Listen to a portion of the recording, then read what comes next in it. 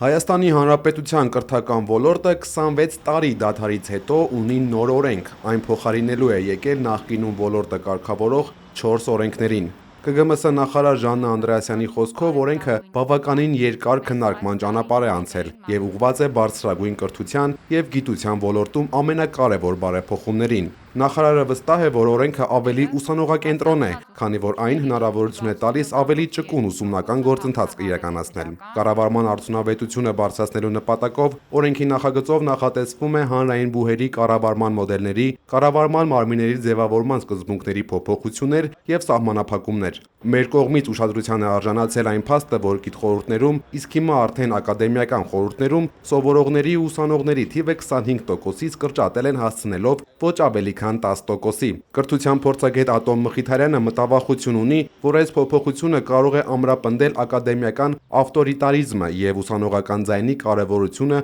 բարեփոխումների գործընթացում։ Օրենքի փոփոխությունից հետո որը արդեն ուժի մեջ է մտել, ստացվելու է, որ ուսանողների ներկայացվածությունը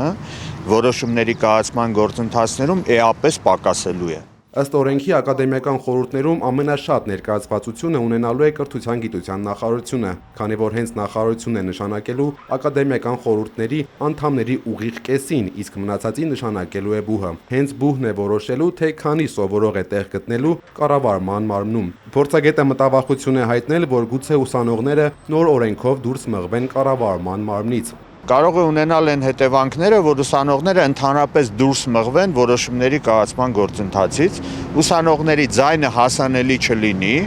իսկ 1-2 ուսանող գտնել, այն էլ առավելագույնը, նորից եմ ասում, նրանց թիվը կարող է 0 լինել։ Առավելագույնը 1-2 ուսանող գտնել, որոնք հլու հնազանդ կենթարկվեն տվյալ բուհի ադմինիստրացիային, ուղղակի այսպես անելու նման մի բան է։ Ատոմ Մխիթարյանի կարծիքը չեն կիսում Վալերի Բրյուսովի անվան պետական համալսարանի ուսանողական խորհրդում։ Ուսանողական խորհրդի փոխնախագահը վստահ է, որ եթե այս օրենքը կրթական ոլորտը չբարելավի, ապա հաստատ վնաս չի կարող հասցնել ուսանողներին։ Այս փոփոխությունները կոնկրետ ուսանողի համար առանձնապես եթե չբարելավեն, ապա մեզ վնաս չեն հասնի, քանի որ մեր ուսանողական խորհրդից կամ մեր այդ անձնակազմը, գիտական խորհրդի անդամները այնպիսի ձևով կներկայացնեն ու մեր խնդիրները այնպես կառաջ բարձրացնեն, առաջ կբերեն, որ մենք այդ առումով խնդիրներ չենք ունենա որոշումների կայացման հարցում եւս, քանի որ մեր համալսարանի պարագայում մեզ համար շատ էական չէ, թե գիտական խորհրդում կլինի 5 անդամ, թե 10 անդամ, թե մի անդամ, մենք վստահ ենք, որ մեր համալսարանում մենք ոնց որ մեր խնդիրների լուծումը կգտնենք։ Երևանի պետական համալսարանի գիտխորհրդի նախկին անդամ ԵՊՀ ժուրնալիստիկայի ֆակուլտետի շրջանավարտ Ալբերտ Ավետիսյանի խոսքով ուսանողի ձայնը լրացնելու փորձ է արվում։ Ավետիսյանը ուսանողական խորհուրդների լրությունը խորհրդավոր է համարում։ Քանի որ կան ինքնավար մարմիններ, օրինակ դրանք ուսանողական գիտական ընկերություններն են, ուսանողական խորհուրդները, որոնք այս փուլում շատ խորհրդավոր լրություն են պաշտպանում ու տենց շատ կասկածելի է դա, որովհետև ես ենթադրում եմ, որ մարդիկ մտածում են, որ իրենց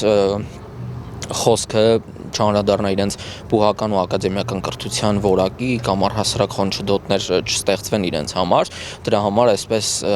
լռություն է տիրում ու ես շատ ժամանակ նկատում եմ նաև, որ բուհական հանրությունը, իսկ ուսանողությունը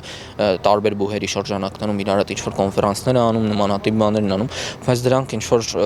մեծ շոշափելի արդյունքներ չեն տալիս։ Երևանի պետական համալսարանի ուսանողական խորհուրդը օրենքի վերաբերյալ հանդես է եկել հանրային կարծիքի տեսքով, սակայն ուսանողական խորհրդից, որը ամենամեծն է Հայաստանում, չցանկացան անգամ իրենց հայտարարությունից խոսել։ Ուսանողները դարձել են, կարծես թե կրավորական կեցվածք են ձեռք բերել ուսանողները։ Մենք չենք տեսնում են հայտնի ուսանողական խժդժությունները, շարժումները, ակտիվությունը, հասարակական կյանքում քաղաքացիական դիրքորոշում չեն արտահայտում գրեթե, շատերը դա մեկնաբանում են, որ գիտեք, ես քաղաքականությամբ չեմ զբաղվում։ Սիրելի ուսանողներ, սա քաղաքականություն չի, սա ձեր քաղաքացիական դիրքորոշումը արտահայտելու